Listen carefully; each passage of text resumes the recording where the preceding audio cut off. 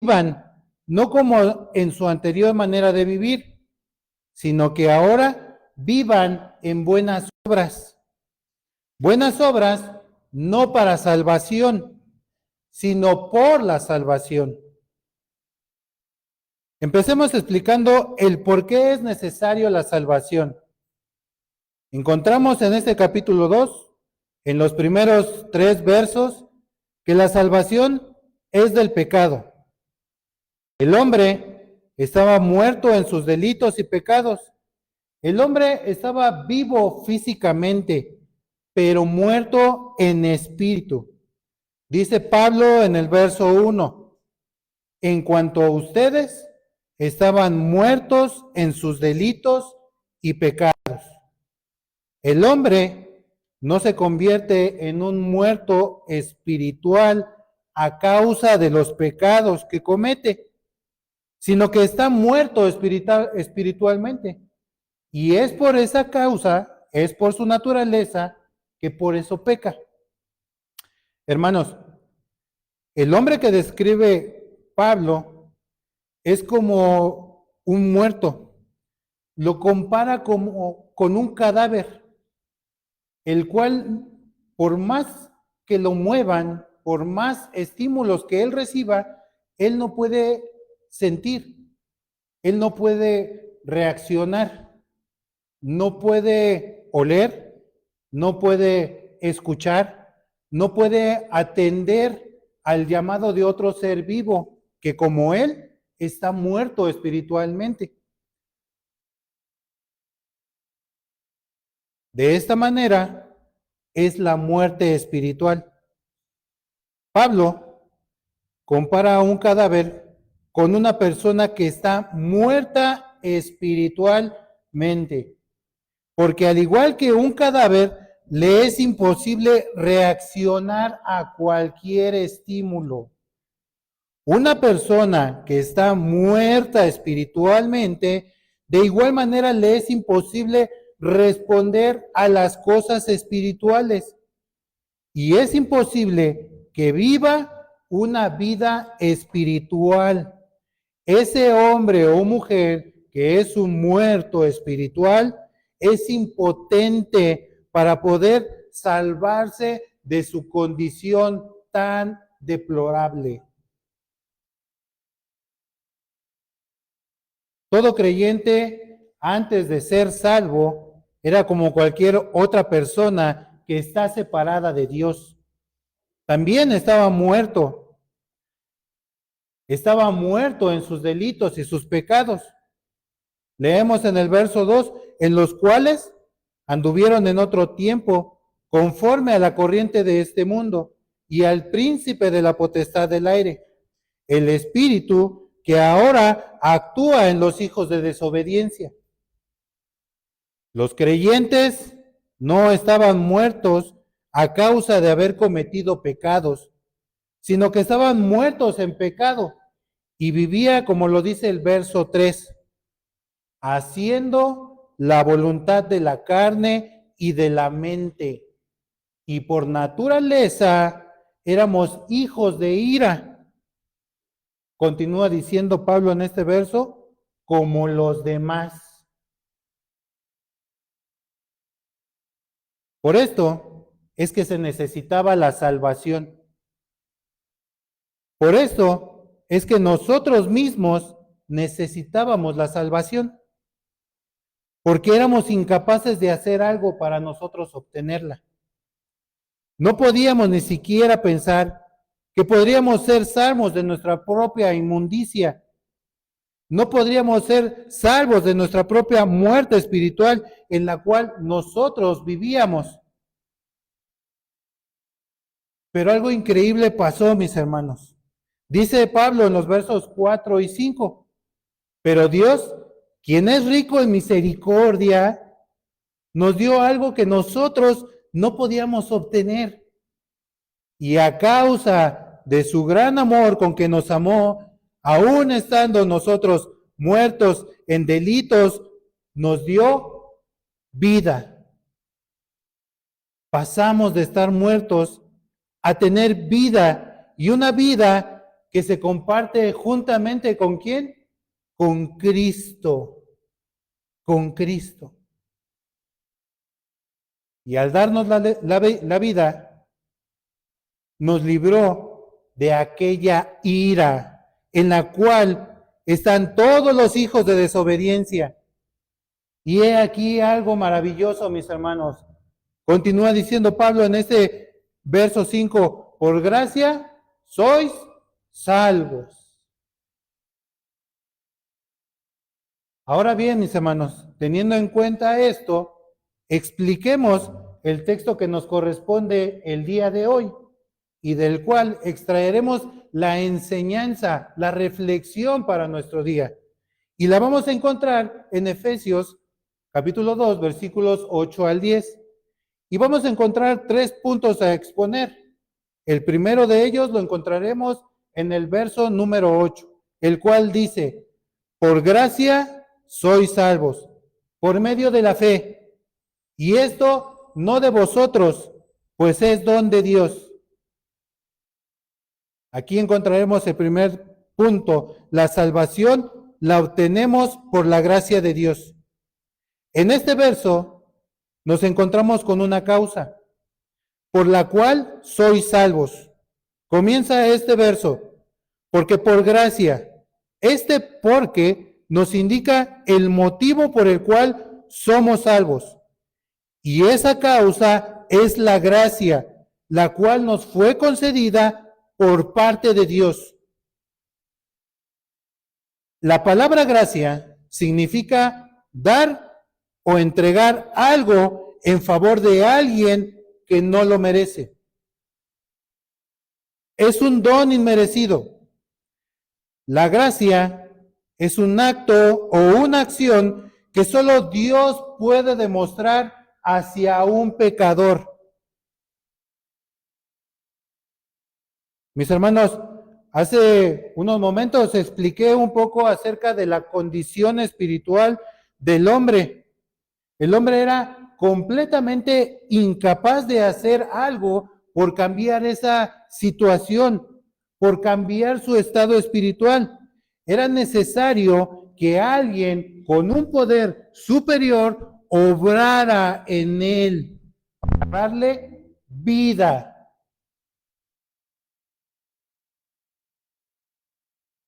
Porque mis hermanos, sabemos que el hombre estando en una condición espiritual muerta, la única dirección hacia donde va es hacia la muerte eterna.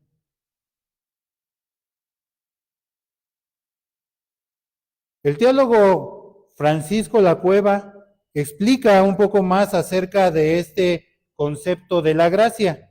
Él dice lo siguiente, y cito, para penetrar debidamente en el sentido del término gracia, conforme el Nuevo Testamento nos lo ofrece, hemos de percatarnos del contraste bíblico entre gracia por parte de Dios y mérito, esfuerzo, obra por parte del hombre. En este sentido, podemos definir concisamente la gracia como todo don inmerecido de Dios a los hombres, y más en concreto, el don inefable de Dios en Jesucristo a los pecadores. Fin de la cita. Mis hermanos, la gracia que Dios le concedió al hombre fue un acto lleno de amor, pues al mirarnos Él, solo su misericordia podía actuar para que por medio de su gracia el hombre que estaba muerto viviera y sea salvo. El hombre nada podía hacer por el hombre. No hay esfuerzo, no hay obra, no hay trabajo. Solo Dios puede dar este don inmerecido. Miren, la palabra salvación que se emplea en este pasaje significa ser librado, Dios libró al hombre del pecado que moraba en él. El pecado hacía rendir al hombre a su voluntad, siguiendo una corriente de muerte en un mundo caído y gobernado por el príncipe de la potestad. Sí, mis hermanos, Satanás es quien gobierna este mundo. Y mis hermanos, durante la predicación los voy a llamar a la reflexión en este pasaje bíblico, para que pensemos un poco. Y es aquí donde los llamaré a esta primera reflexión, pues creo que esto es algo que hemos experimentado cada uno de nosotros, los que hemos sido salvos por la gracia de Dios y que por medio de él hemos sido librados de esa manera pecaminosa y deliberada de vivir. Hermanos, hubo un tiempo en el cual nosotros estábamos muertos. Éramos insensibles a las cosas espirituales y nos dirigíamos a la muerte eterna. Pero Dios, en su gran amor con que nos amó, nos dio vida. Y no solamente eso, sino que nos dio la fe. Esta fe no es como la fe que tiene el mundo, sino todo lo contrario. Es una fe única y que solo Dios puede depositar en el corazón del hombre para que sea salvo. Esta fe tiene que ver con la credibilidad y la confianza en quien ha hecho la obra de la salvación. Es la fe el vehículo por el cual somos salvos. Es por la fe que ha sido depositada en nosotros que tenemos confianza en Cristo. John MacArthur, en su comentario a Efesios, dice lo siguiente acerca de la fe. Lo cito. Nuestra respuesta en la salvación es la fe. Pero ni siquiera esto es de nosotros, pues es don de Dios. La fe no es algo que ejercemos en nuestro propio poder o con nuestros propios recursos. En primer lugar, no tenemos poder ni recursos adecuados para ello. Además de esto, Dios preferiría que no confiásemos en tales cosas, aun si las tuviéramos. De otro modo, la salvación sería en parte por nuestras propias obras. Y tendríamos alguna razón para jactarnos de nosotros mismos. Pablo se propone hacer énfasis en que hasta la fe es ajena para nosotros mientras no nos sea dada por Dios. Fin de la cita. Mis hermanos, ¿se dan cuenta de qué tan equivocados estábamos cuando nosotros decíamos, es que tuve fe? Es que mi fe provocó esto o provocó aquello. Pero mis hermanos, la palabra de Dios es sabia y nos enseña que incluso nuestra fe no proviene de nosotros mismos, sino que también Dios nos la dio. Pablo continúa diciendo en el texto, y esto no de vosotros. Esto se refiere a que la salvación y la fe que le ha sido entregada al hombre es un don que Dios le ha entregado. Miren, esta palabra don significa un regalo, un presente. Mis hermanos, a causa de nuestra muerte espiritual, nosotros éramos incapaces de hacer algo por nuestra salvación. No podíamos reaccionar ante nada y ante nadie. Los estímulos espirituales a los cuales estábamos sometidos no podían generar nada, pues no teníamos vida. Pero mis hermanos, hemos recibido por gracia la salvación. Este regalo inmerecido hacia nosotros pecadores es otorgado por Dios, el cual nos ha dado una vida por medio del don de la fe en Cristo, dándonos un propósito tanto en lo presente como en lo futuro.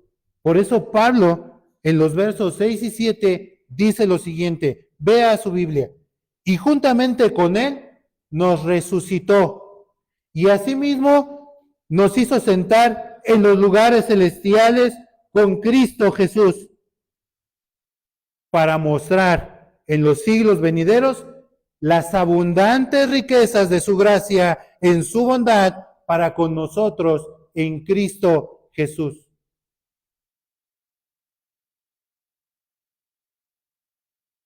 La salvación por gracia, mis hermanos, es un favor inmerecido que Dios nos ha dado. Este favor inmerecido, al ser aplicado al más vil pecador, lo convierte en un alma viva y libre de aquel pecado que lo tenía sometido a la muerte espiritual. Y mis hermanos, eso es lo que hemos recibido todos nosotros. Es lo que hemos recibido todos los que hemos creído en Cristo.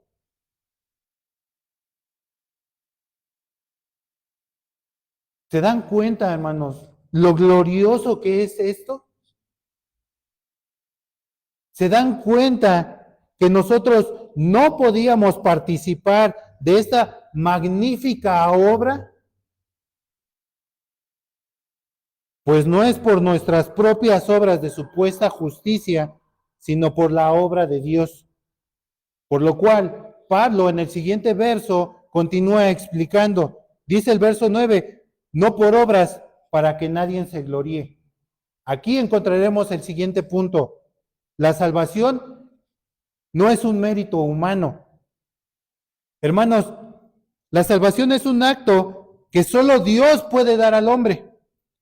No hay nada que el hombre pueda hacer para obtener la salvación. No es por obras. No es por obras.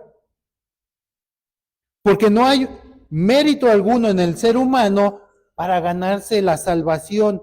De tal manera que en este verso 9, Pablo enfatiza lo que acaba de enseñar en el verso anterior, para que no quede duda de que solo Dios puede llevar a cabo la obra de la salvación.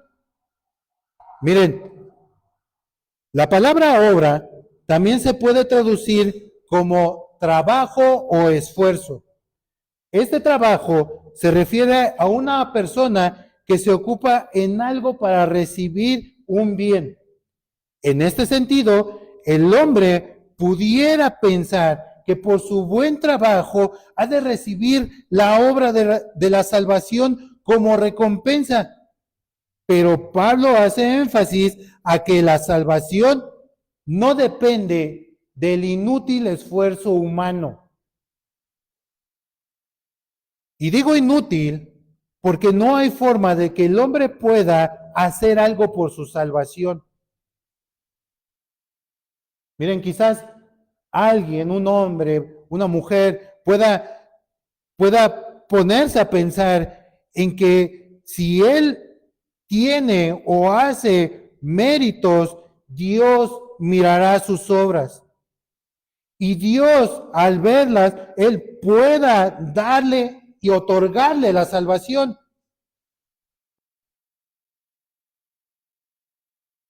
Y quizás Él pueda pensar que si se esfuerza en llevar una vida piadosa, haciendo actos religiosos tales como el bautismo, el cuidado de su membresía en una iglesia, el vivir una vida moral y respetable, podrá alcanzar la salvación. Mis hermanos, déjenme poner un ejemplo, quizás un poco burdo o hasta infantil para poder entender esto. Los jóvenes que están a punto de reprobar una materia hacen trabajos extras para llegar al 6. Se esfuerzan un poco más porque saben que no van a poder llegar a alcanzar el objetivo que se habían planeado. Y cuando lo entregan, alcanzan su objetivo. Pero esto en ninguna manera es así. Mis hermanos, este pensamiento es incorrecto. Porque el Señor, por medio de Pablo, nos enseña que no hay obras que puedan justificar al hombre. No hay nada que el hombre pueda hacer para obtener la salvación. Si obtener la salvación dependiera del hombre en base a sus obras, nadie sería salvo. No podemos atribuirnos el éxito de la salvación, sino que debemos de reconocer que es un regalo de Dios.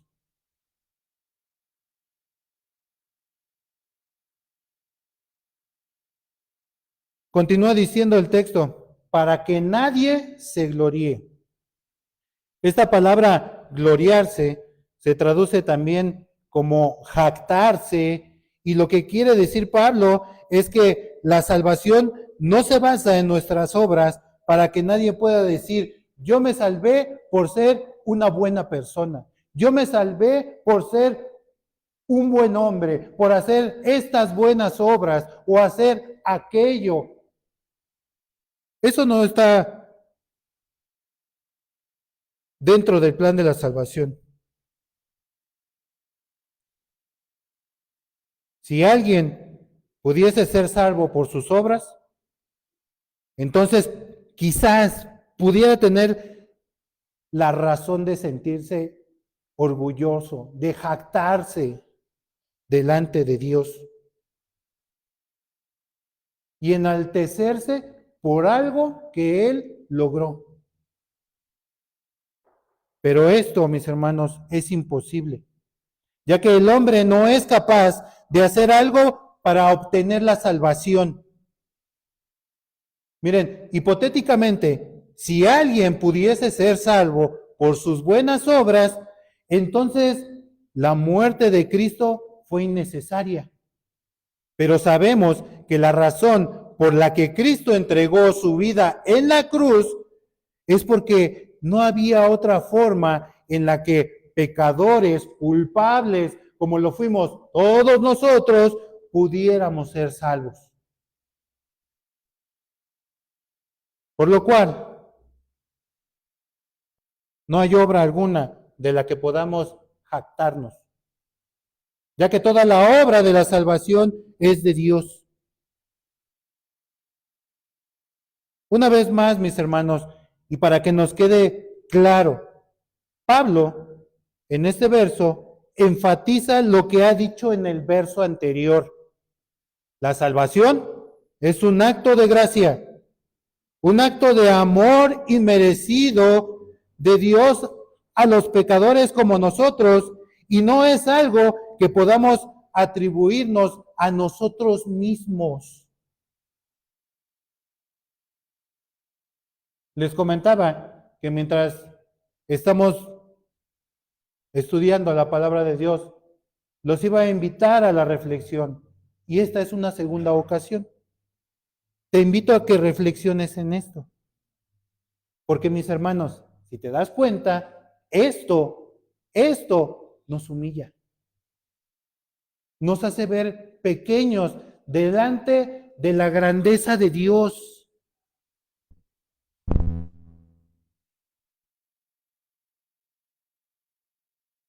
Mis hermanos, no hay nada en lo cual pudiéramos haber participado para nuestra salvación.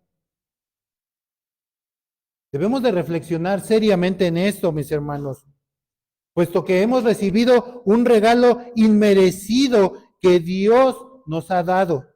Y debemos de reaccionar de una manera en la cual nosotros podamos glorificar su nombre en todo momento con nuestra vida.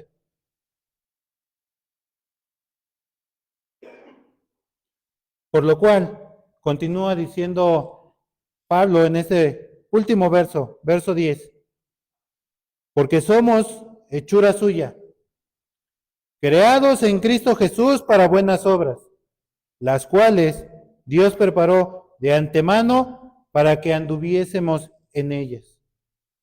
Y en este verso 10 encontramos el último punto a exponer, viviendo la salvación en las buenas obras.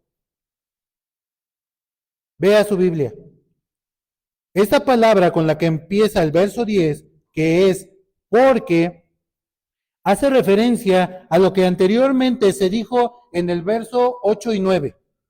Por lo cual, al ser salvos, se manifiestan las buenas obras, no para salvación, sino como consecuencia de la salvación. Como Pablo dice, somos hechura suya, significa que somos una creación totalmente diferente, totalmente distinta a como nos encontrábamos antes de recibir el favor inmerecido de la salvación. Somos creados de una manera única en Cristo Jesús. Miren, la palabra hechura significa creación y la palabra creados significa fabricados de una manera específica. Dios nos creó y diseñó de una manera muy especial para llegar a ser conformados a la imagen de su Hijo Jesucristo. De tal manera que Pablo se refiere a que solo en Cristo tenemos una nueva naturaleza. El hombre tiene una vida nueva. Por lo tanto, el hombre tiene un nuevo propósito en su nueva condición. Hay un nuevo propósito en él, pues encontramos en el texto la siguiente palabra que es para. ¿Lo está viendo? Esta palabra tiene un gran valor en el texto, pues nos apunta al propósito que nos quiere mostrar Pablo. Este propósito es a que el cristiano viva en buenas obras. ¿Lo ve en su Biblia? Pero estas buenas obras, mis hermanos, son consecuencia de la salvación que ha recibido y que resulta de una manera positiva y agradable. Ya no como para recibir un bien, sino para que la vida del cristiano sea encaminada de acuerdo a lo que Dios preparó por adelantado para que anduviese en ellas, para que anduviese en ellas. Mis hermanos, este verso 10 es un contraste, pues ahora toda obra es encaminada a lo que Dios preparó de antemano y que lleva al cristiano a vivir de una manera que demuestre su salvación abiertamente al mundo, para que demuestre su salvación abiertamente a los demás cristianos que como él han sido salvos.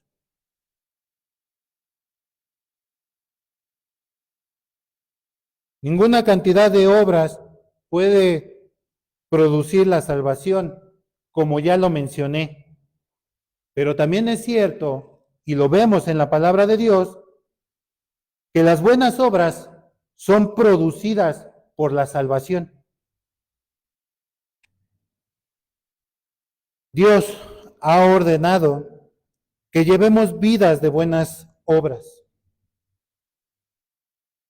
obras que realizaremos en su poder y para su gloria.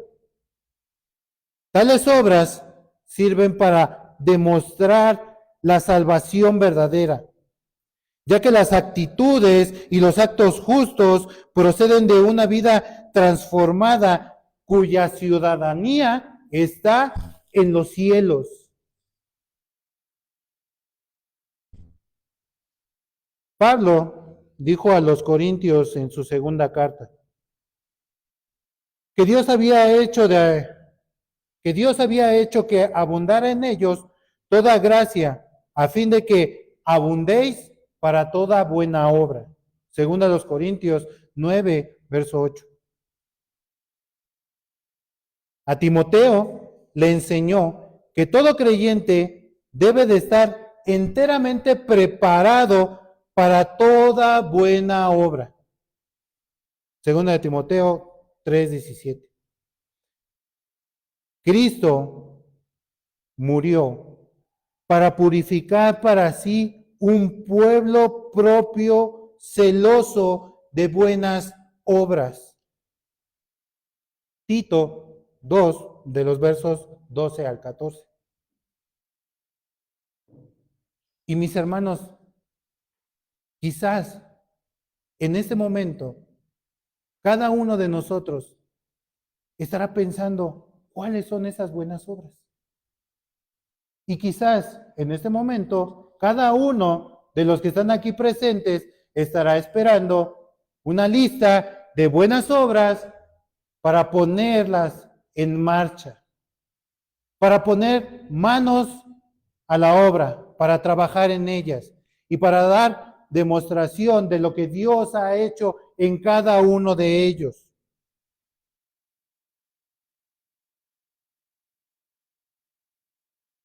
Pero una vez más, hermano, te invito a que reflexiones en esto. Fue Dios quien impartió todo lo necesario para que en nuestra nueva naturaleza nosotros podamos estar en las buenas obras y obedecerle a Él. Por lo tanto, mis hermanos, el texto no exalta en ninguna manera al hombre, sino que en todo momento el texto exalta lo maravilloso que es Dios. Él nos muestra cómo desde antes de que nosotros viviéramos, toda buena obra la preparó con anticipación para tener un nuevo propósito en esta vida y demostrar al mundo la maravillosa creación que Él ha hecho en cada uno de nosotros, los que hemos sido salvos, los que somos sus hijos.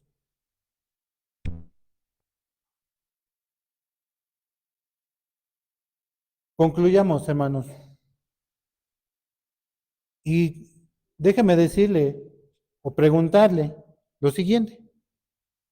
¿Cuántas veces hemos ocupado esa porción bíblica de Efesios 2, de estos versos 8 al 10, para demostrar al mundo que no es por obras por lo que se gana la salvación? ¿Cuántas veces hemos ocupado este texto para el evangelismo?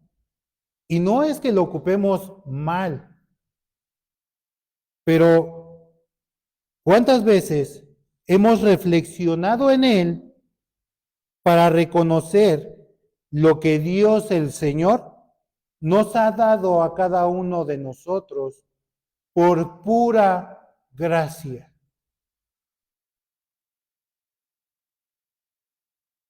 Mis hermanos, estábamos muertos.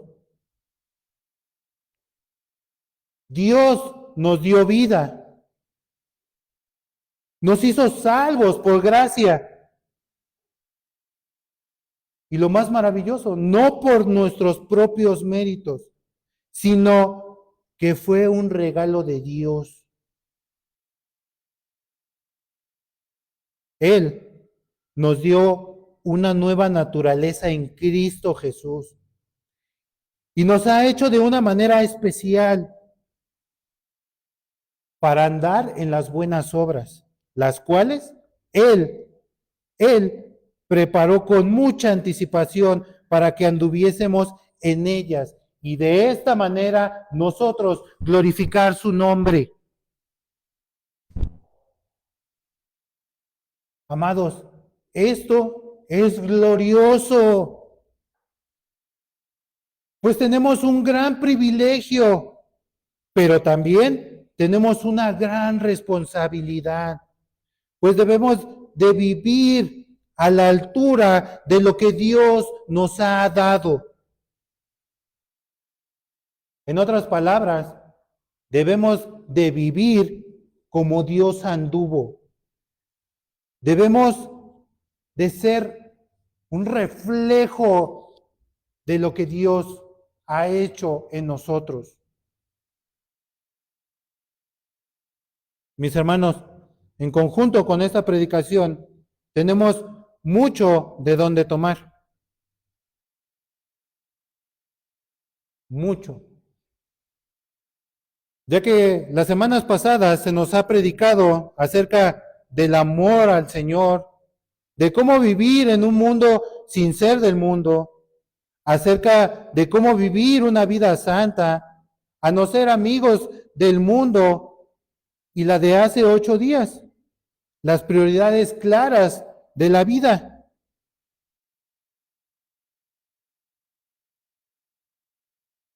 Mis hermanos, debemos de dejar de hacer todas aquellas obras que antes hacíamos y debemos de comportarnos de una manera diferente.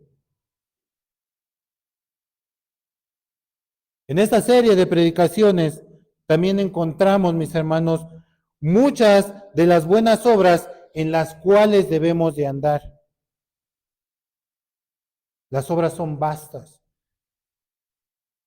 Pero mi hermano, si quieres que sea un poco más puntual, te voy a decir unas cuantas obras. Empieza, mi hermano, empieza con no faltar a los cultos dominicales. Ya no faltes. Sé constante. Llega temprano. Ven con ese espíritu de alabar al Señor, de recibir su palabra, de aprender de ella. ¿Cómo va tu vida devocional? ¿Mal? Comienza a corregir hoy. Hoy. No esperes a mañana. Mis hermanos, continúa con tu discipulado. No lo dejes a la deriva. Termina el instituto bíblico. ¿Terminaste tu curso de lectura bíblica? ¿No lo concluiste? ¿Ni siquiera lo empezaste? Comienza a hacerlo. Una más. ¿Cómo vas con el evangelismo? ¿No lo estás haciendo? Deberías, porque es una orden y nosotros no la podemos posponer. Debemos de obedecerle a Dios.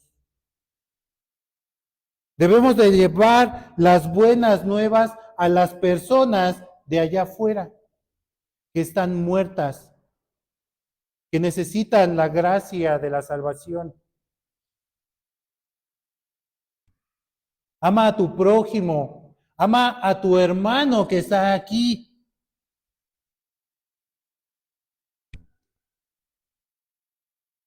Ama al Señor. Ama al Señor.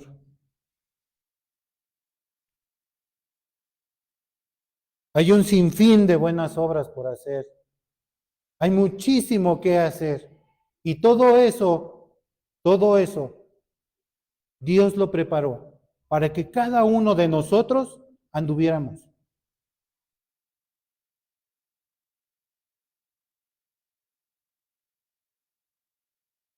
Simplemente, mi hermano, comienza hoy. Ya no lo pospongas más. Haz evidente al mundo lo que recibiste por gracia de Dios. Que el Señor nos bendiga.